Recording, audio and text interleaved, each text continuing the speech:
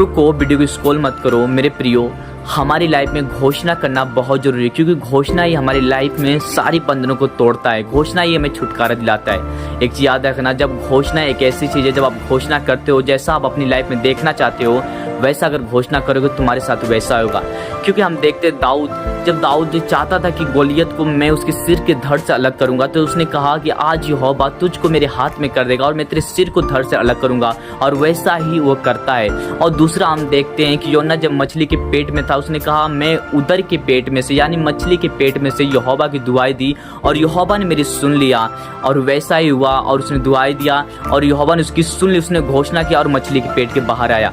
और वैसे ही यीशु मसीह जब लाजर को जिलाने से पहले यीशु मसीह वहां पे गए तो उसने कहा, अपनी आंखें उठा के आकाश की तरफ कहा, हे यहोवा हे पिता तूने मेरी दुआ को सुन ली, और वैसा ही हुआ और लाजर को पुकारा और लाजर बाहर आया।